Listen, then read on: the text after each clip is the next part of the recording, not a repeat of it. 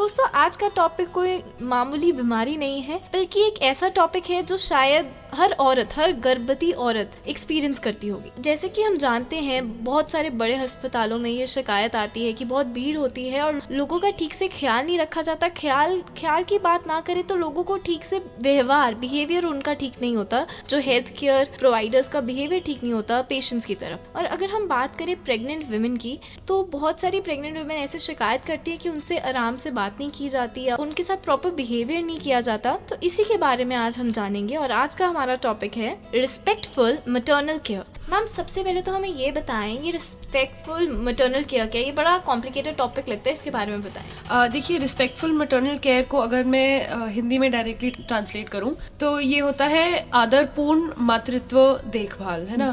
जो हमारे देश का संविधान है वो हर इंसान को जीने का अधिकार देता है और इस जीने के अधिकार मान सम्मान के साथ जीने का अधिकार देता है। तो रिस्पेक्टफुल मैटरनल केयर का मतलब है कि जब कोई महिला अपना ANC चेकअप या PNC चेकअप या फिर डिलीवरी कराने जाती हैं, तो जो उनको देखभाल की जाती है उसमें उनकी बेइज्जती नहीं होनी चाहिए, है ना। उनको आदर से, प्यार से ट्रीट करना चाहिए। तो ये होता है रिस्पेक्टफुल मैटरनल केयर। जी, मतलब प्यार से उनसे बिहेव करना चाहिए, बिकॉज उनका मेंटल फिजिकली उनकी कंडीशन अभी पूरी तरह चेंज है from a normal human being, तो उन्हें प्यार से बात करनी चाहिए, जैसे आपने बताया अभी। तो अगर हम बात करें, आपने रिस्पेक्टफुल बताया आदर से, तो डिसरिस्पेक्ट कैसे होती है इसमें?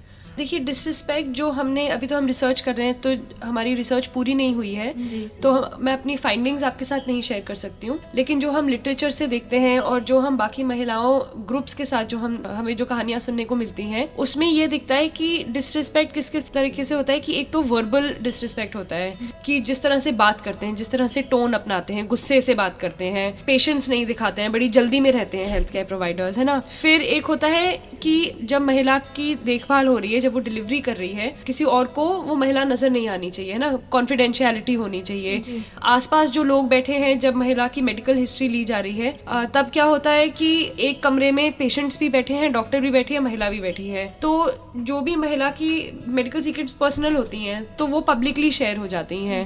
फिर हम देखते हैं कि उम्र के हिसाब से या फिर एक महिला के ऑलरेडी कितने बच्चे हो चुके हैं, उसके ऊपर बहुत ताने मिलते हैं महिलाओं को कि 4 बच्चे हो गए हैं, अब फिर पेट फुला के आ गए हो, है ना। तो इस तरह की मतलब जो बेइज्जती की जाती है महिला की, इस तरह से होता है डिसरिस्पेक्ट। जी, कि ह्यूमन अप्रोच नहीं अपनाई जाती, उनको एज अ ह्यूमन बीइंग अपना फ्रेंड नहीं माना जाता, उनको इस चीज की सबसे ज्यादा जरूरत होती है इस टाइम पे, तो ऐसा बिहेव नहीं किया जाता। और आपने बताया उनकी प्राइवेसी भी नहीं रहती है, मतलब सब मेडिकल रिपोर्ट्स उनकी ओपनली डिस्कस की जाती है और उनको प्यार से समझाने के इंस्टेड उनसे बुरे तरीके से बात की जाती है, जैसे कि आपने बोला कि टॉन्ट मारी जाती है उनको। करेक्ट, टॉन्ट मारी जाती है, गुस्से से बात करते हैं। लिटरेचर में इंडिया में तो अभी ये पहली स्टडी हो रही है, लेकिन बाकी अफ्रीकन कंट्रीज से बहुत एविडेंस आया है कि कई बार तो जैसे थप्पड़ भी लगा देते हैं या फिर बांध देते हैं बेड से डिलीवरी कराते टाइम, या फिर धक्के मारते हैं, या फिर टांगे जबरदस्ती पकड़ के खोल के रखते हैं। तो बहुत तरीकों से जो महिला का ये अधिकार है ये वायलेट होता है। जी, बहुत क्रूअल बिहेवियर कई बार हो जाता है उनके प्रति। तो अगर हम बात करें आशा वर्कर्स की, जो गाँव से और औरतों को लेके आती है शहर के बड़े अस्पतालों में चेक करवाने के लिए, तो उनके साथ भी क्या बुरा व्यवहार होता है?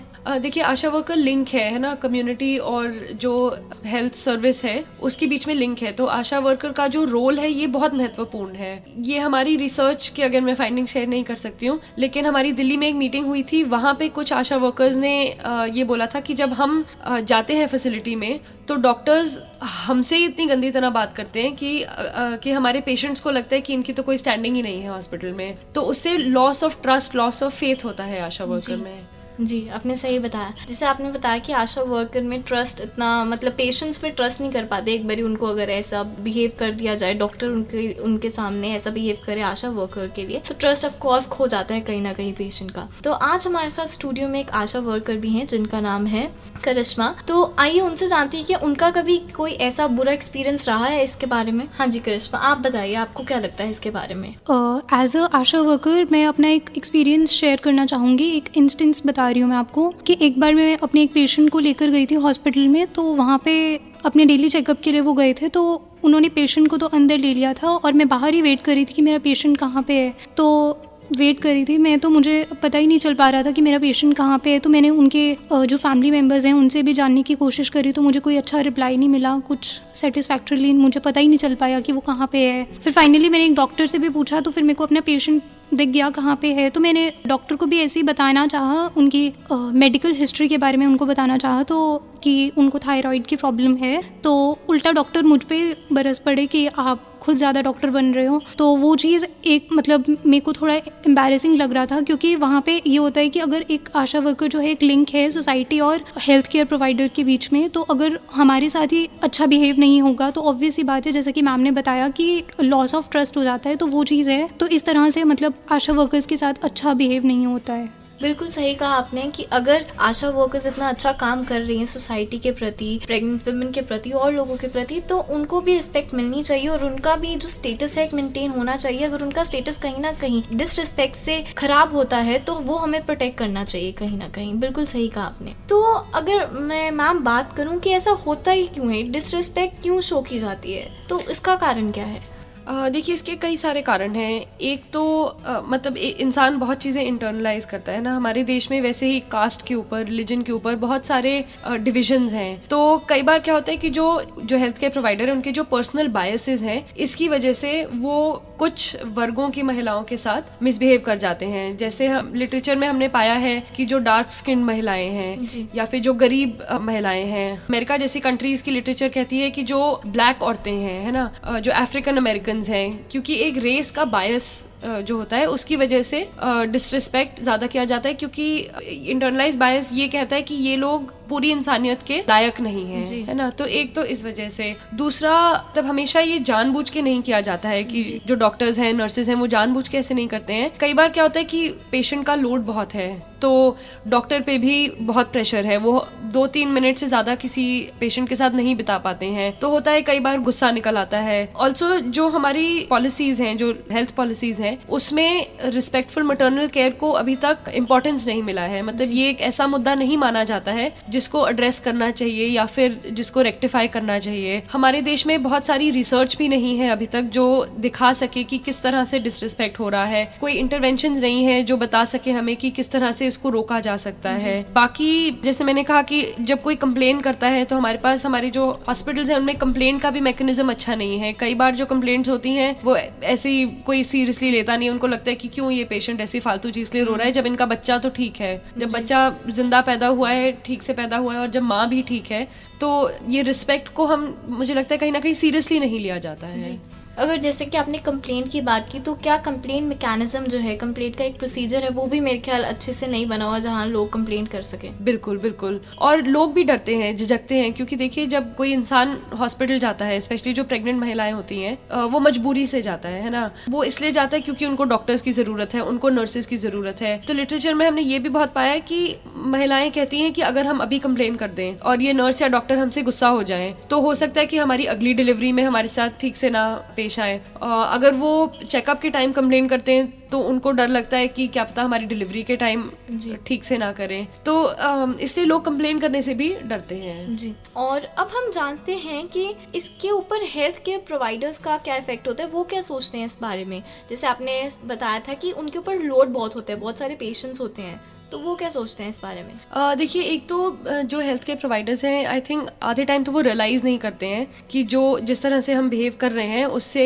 महिला की बेइज्जती हो रही है, उससे महिला पे कोई फर्क पड़ रहा है। उनके लिए एज अ ड्यूटी ये रोज का काम है। आधे टाइम वो रियलाइज नहीं करते हैं। लेकिन हेल्थ केयर प्रोवाइडर्स का ये भी मानना है कि महिलाओं के साथ अगर ठीक से पेश आओ, अगर प्यार से पेश आओ, इज्जत से बात करो, जैसे घर पे बहनों के साथ बात करते हैं वैसे बात करो, तो जो पेशेंट है वो ज्यादा कोऑपरेट करते हैं, पेशेंट ज्यादा बात सुनते हैं, पेशेंट बात मानते हैं, और उनको भी अगर कोई हेल्थ की दिक्कत हो तो वो पेशेंट्स खुल के बता पाते हैं। तो इसका ये कहना है कि अगर मान सम्मान से प्यार से बात किया जाए तो जो हेल्थ केयर प्रोवाइडर्स हैं उनको अपनी ड्यूटी अदा करने में ही आसानी होती है। तो हेल्थ केयर प्रोवाइडर्स का फिर एक ये पर्सपेक्टिव भी होता है, जैसे लिटरेचर में बहुत हेल्थ केयर प्रोवाइडर्स के हमने नैरेटिव्स देखे हैं कि जब हम इतने स्ट्रेस में होते हैं तो अब हम क्या करें। अब कई जगह पे क्या है कि फैसिलिटी इंफ्रास्ट्रक्चर ठीक नहीं है ना, पेशेंट लोड बहुत ज्यादा है, तो उससे क्या होता है कि एक बेड पे 2-3 महिलाएं बिठानी पड़ती हैं, क्योंकि वो कहते हैं हमारे पास भी जगह नहीं है, हम कहाँ भेजें इनको जी। तो सिस्टमिक इश्यूज जो हैं उनसे भी डिसरिस्पेक्ट हो सकती है महिलाओं की। कई अस्पतालों में जगह की कमी होती है, तो जो वेटिंग रूम है, जो डॉक्टर का कमरा है, वो एक ही होता है, तो उसमें जो मैंने प्राइवेसी और कॉन्फिडेंशियलिटी की बात की थी, ये मेंटेन नहीं हो पाती है क्योंकि और कोई चारा ही नहीं है। तो हेल्थ केयर प्रोवाइडर्स का मैं कहूँगी यही पर्सपेक्टिव मैंने अभी तक देखा है। एक तो कई बार वो, क्योंकि आपने जैसे बताया कि लोड की हमने पहले बात करी थी, बहुत सारे पेशेंट्स होते हैं तो वो रियलाइज ही नहीं कर पाते कहीं ना कहीं कि हम डिसरिस्पेक्ट कर रहे हैं। उनको लगता है कि हम अपना काम कर रहे हैं एंड इट इज गुड कि हम ऐसे ही हैं। एंड कई बार जैसे आपने बताया कि बहुत सारे सिस्टम्स ऐसे होते हैं जहाँ प्रॉपर इंफ्रास्ट्रक्चर नहीं है, तो उसके कारण भी थोड़ी डिसरिस्पेक्ट हो जाती है।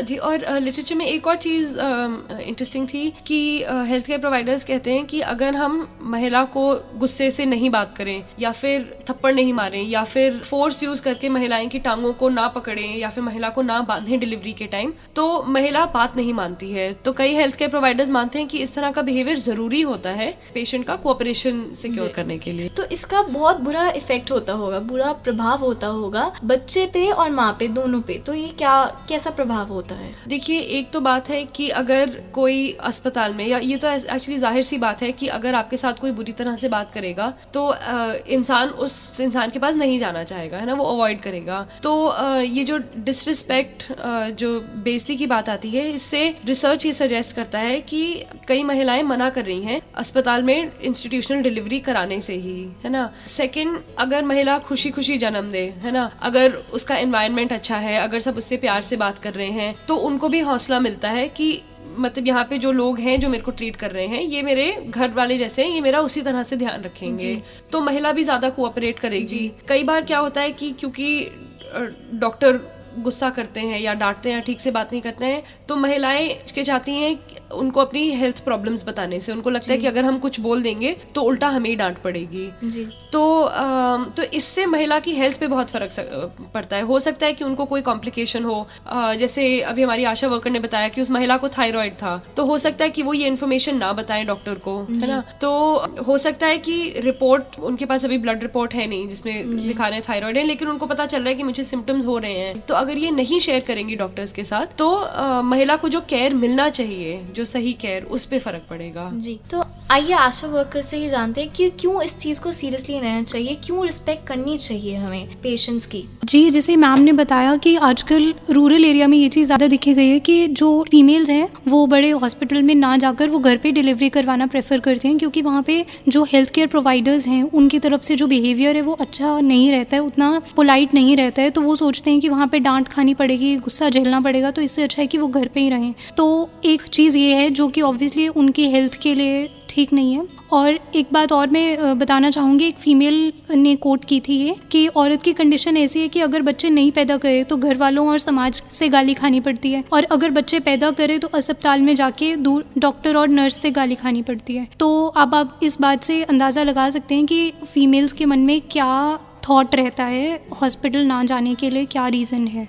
तो आपने बहुत अच्छा एग्जाम्पल दिया, एक बहुत अच्छी चीज़ बताई कि ये बहुत कॉमन है। अगर हम देखें, अगर हम गांव की बात करें, अगर हम शहर की बात भी करें, तो उसके आसपास जो भी अर्बन एरिया है शहर में, वो देखें जो बहुत ही ज़्यादा गरीबी रेखा से नीचे लोग हैं, उनके साथ भी ऐसा व्यवहार किया जाता है। तो हम इसके सोशल सेक्टर में, मैम अगर आपको लगता है सोशल सेक्टर में कोई इनिशिएटिव लिए गए हैं इसके लिए कि पेशेंट्स को, जो प्रेग्नेंट वुमेन है, उनको अच्छी तरह ट्रीट किया जाए और उनकी अच्छी देखभाल हो। देखिए, एक ऑर्गेनाइजेशन है व्हाइट रिबन अलायंस करके, ये एक एसोसिएशन है ऐसे लोगों की जो हेल्थ के ऊपर, मातृत्व देखभाल के ऊपर काम करते हैं, और इनने अभी काफी कैंपेन शुरू किया है रिस्पेक्टफुल मैटरनल केयर पे। तो एक तो इन जो हमारे देश के जो हेल्थ मिनिस्टर हैं, इनने उनके साथ काफी बातचीत की है इस मुद्दे के ऊपर, उनको एविडेंस दे रहे हैं कि देखो ये दिक्कतें आ रही हैं, इनका सुझाव होना चाहिए। दूसरा, एक पार्लियामेंटेरियंस की कमेटी है दिल्ली में जो है, उनके साथ भी इनने काफी सेंसिटाइजेशन की है, उनको एविडेंस देके समझाया है, दिखाया है कि क्या है ये डिसरिस्पेक्ट, क्यों होती है,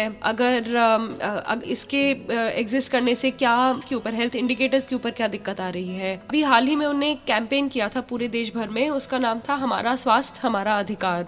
तो इस कैंपेन ने इनने कुछ 1.5 लाख महिलाओं को कवर किया था all over the country, and in 1.5 lakh महिलाओं से ये पूछा था कि आपकी एक मांग आप बताइए जो आप मैटरनल केयर में चाहते हैं। तो उसमें पहले तो एक निकल के आया था कि जो डिलीवरी के टाइम हमारी सरकार ने कुछ स्कीम शुरू की हैं कि जब महिला डिलीवर करने जाती है तो उनको कुछ पैसे मिलते हैं। तो एक तो जो स्कीम्स हैं उनकी जानकारी ज़्यादा अधिकतर दी जाए। महिलाओं का कहना है कि अगर उनको पता है कि उनका अधिकार क्या है, कि उनको क्या स्कीम्स लागू हैं, तो वो ज़्यादा डिमांड कर पाएंगी। सेकंड, जो रिस्पेक्ट है इसके ऊपर बहुत, ये सबसे नंबर 2 डिमांड थी महिलाओं की कि हम जब अस्पताल में जाते हैं हमें लंबे टाइम के लिए नहीं वेट कराना चाहिए। जब हम डिलीवरी कर रहे होते हैं लेबर रूम के अंदर तो हमारी सास हैं या जो मदर हैं या जो हमारे घर से आए हैं उनको हमारे साथ खड़े रहने दिया जाना चाहिए जी। महिलाओं ने ये भी कहा कि जो सर्विसेज हैं जो संस्था में मिलनी चाहिए वो पूरी होनी चाहिए। तो इस मुद्दे को अभी आई थिंक काफ़ी अटेंशन इंक्रीजिंग मिल रही है। एक तो हम भी रिसर्च कर रहे हैं, एक ओडिशा में शायद इस पे रिसर्च हो रही है और एक bill and Melinda Gates foundation करके है, तो ये लोग भी इस पे रिसर्च कर रहे हैं। तो मुझे लगता है कि कुछ जागरूकता आ रही है और इस पे शुरू हो रहा है। अभी हेल्थ केयर प्रोवाइडर्स भी अवेयर हो रहे हैं और जो पेशेंट्स हैं वो भी अवेयर हो रहे हैं। करेक्ट। एक इंडिया की Indian council of medical research है, ये सरकारी बॉडी है, दिल्ली में है। तो ये ICMR ने भी इस मुद्दे को उठाया है और उनने भी इस पे काम करना चालू किया है। तो जैसे आप देख रहे हैं कि जो सिविल सोसाइटी के लोग हैं वो भी इस मुद्दे को रिकग्नाइज कर रहे हैं और जो हमारी सरकार है वो भी इसको रिकग्नाइज करके इस पे काम करना जारी कर रही है जी। अब हम जानते हैं कि हमने डिसरिस्पेक्ट की तो बहुत बात की, अब हम जानते हैं जैसे कि टाइम चेंज हो रहा है, डॉक्टर्स भी अवेयर हो रहे हैं, हेल्थ केयर प्रोवाइडर्स भी अवेयर हो रहे हैं, पेशेंट्स भी अवेयर हो रहे हैं, तो इतना डिसरिस्पेक्ट आजकल नहीं देखा जाता। तो अब हम जानते हैं पेशेंट्स को क्या करना चाहिए, पेशेंट के लिए कुछ टिप्स जिससे वो ये रिस्पेक्टफुल मैटरनल केयर बना रहे। पेशेंट के लिए मेरे पास देखिए ये टिप्स हैं कि मतलब पेशेंट भी थोड़ा अंडरस्टैंड करे कि जो डॉक्टर्स हैं जी उन पे बहुत बर्डन है, बहुत स्ट्रेस है, बहुत लोग हैं, उनको बहुत पेशेंट्स देखने होते हैं एक दिन में। थोड़ा मतलब पेशेंट्स दिखाइए जब आप अस्पताल में जाते हैं। दूसरी बात, अगर आपके साथ बहुत बुरा व्यवहार हो रहा है तो आप मतलब चुप मत रहिए उसके बारे में और आप उसको जाके उठाइए, या तो SMO से बात करिए या तो डॉक्टर से बात करिए या नर्स से बात करिए। जब आप बात करते हैं तो ये जरूरी नहीं है हमेशा कि बहुत अग्रेसिव स्टांस लेके बहुत गुस्से से बात की जाए, लेकिन अगर आपको कोई दिक्कत है तो आप जाके उसको एक्सप्रेस करिए। तीसरी, जैसे मैंने कहा कि ये जो डिसरिस्पेक्ट का मुद्दा है लोग फेस करते हैं, लेकिन लोगों को लगता है कि ठीक है सिस्टम तो ऐसे ही चलता है, अब क्या कर सकते हैं। तो ये जो माइंडसेट है इसको बदलने की जरूरत है और हमें ये रियलाइज करना है कि हमारा जो देश का संविधान है उसने संविधान ने हमें जीने का अधिकार मान सम्मान के साथ दिया है जी। तो आप अपना माइंडसेट थोड़ा बदलिए, मत एक्सेप्ट करिए कि आपके साथ कोई बुरी तरह बात करे या फिर आपके साथ कोई बदतमीजी दिखाए।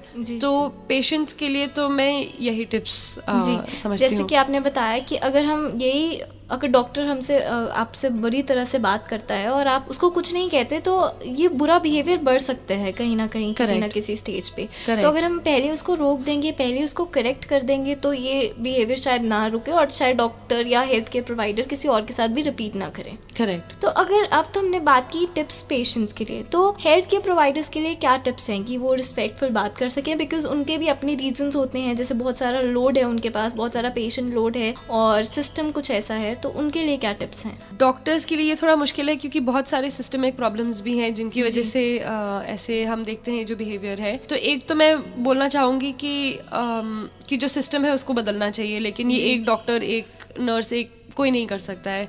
पर्सनल लेवल पे आई थिंक डॉक्टर्स को थोड़ा ये ध्यान देना चाहिए कि अगर आपके पास कोई आ रहा है वो कुछ मजबूरी से आ रहा है ना। हमारे देश में जो महिला है उनका स्टेटस फैमिली में अभी इतना नहीं बढ़ा है कि महिला डिसीजन ले सके कि मैं और बच्चे करना चाहती हूँ या नहीं करना चाहती हूँ। पंजाब, हरियाणा जैसे स्टेट्स में हम देखते हैं कि जो पेशेंट्स हैं, जो लोग हैं वो लड़का चाहते हैं, है ना। तो कई बार क्या होता है कि महिलाएं 3 जन्म देती हैं, 4 जन्म देती हैं, सब बेटियां पैदा होती हैं, तो इस मजबूरी में आके, वो प्रेशर में आके उनको लड़का पैदा करना पड़ता है। तो डॉक्टर्स को ये थोड़ा समझना चाहिए कि जो आपके पास पेशेंट आ रहा है के ऊपर भी कुछ मजबूरियां, कुछ फैमिली, सोसाइटी के प्रेशर्स हैं, तो इनको रिकॉग्नाइज करिए और थोड़ा प्यार से बिहेव करिए। मैं समझ सकती हूँ कि बहुत स्ट्रेस है, बहुत बहुत प्रेशर में जीते हैं, हाँ जी, मतलब लेकिन प्यार मोहब्बत से बात करना इतना मुश्किल नहीं होता है। तो इस केस में मुझे लगता है कहीं ना कहीं आपको भी ऐसा लगता है कि काउंसलर होना चाहिए, हेल्थ के प्रोवाइडर के अलावा एक काउंसलर होना चाहिए जो जिससे वो डॉक्टर के पास आके, डॉक्टर से तो वो अपना नॉर्मल इलाज कराए, काउंसलर से जैसे आपने बताया कि प्रॉब्लम्स कि बेटा जैसे 4-5 लड़कियां होने के बाद भी कुछ औरतें कंसीव करती है सिर्फ बेटे के लिए, तो उस केस में काउंसलर होना चाहिए जो उनसे थोड़ा उनका मेंटल स्ट्रेस थोड़ा हल्का करे। बिल्कुल बिल्कुल। देखिए जब महिला प्रेग्नेंट होती है तो उनको काउंसलिंग सर्विसेज दी जाती हैं फैसिलिटीज के अंदर, वहाँ उनको बताया जाता है कि मत पैदा करो, मत करो। लेकिन ये जो मेल चाइल्ड प्रेफरेंस है ये हमारी सोसाइटी में इतना डीपली ये एम्बेडेड है कि इसको बदलने में थोड़ा टाइम लगेगा। एक काउंसलिंग सेशन से नहीं कन्विंस होते हैं, है ना। तो पेशेंट्स को भी मैं ये एक एक्चुअली टिप देना चाहूंगी कि जो आपका मेल चाइल्ड प्रेफरेंस है इसको मत करिए आप। ये फैमिलीज को ये समझना चाहिए कि बार बार जन्म देने से महिला के शरीर पे फ़र्क पड़ता है, महिला के स्वास्थ्य पे फ़र्क पड़ता है। तो जो पेशेंट्स हैं और जो पेशेंट्स की फैमिलीज़ हैं उनको ये ध्यान रखना चाहिए। जी, जाते जाते मैम एक फाइनल मैसेज हमारे लिसनर्स के लिए। लिसनर्स को मैं यही कहना चाहूँगी कि आप आपके जो अधिकार हैं आप उनको रिकग्नाइज करिए। आप किसी और को मत अलाउ करें कि वो आपको बुरी तरह से ट्रीट करें। एक एम्पैथी शब्द होता है जिसका मतलब होता है कि जब आप किसी से बात कर रहे हैं तो अपने आप को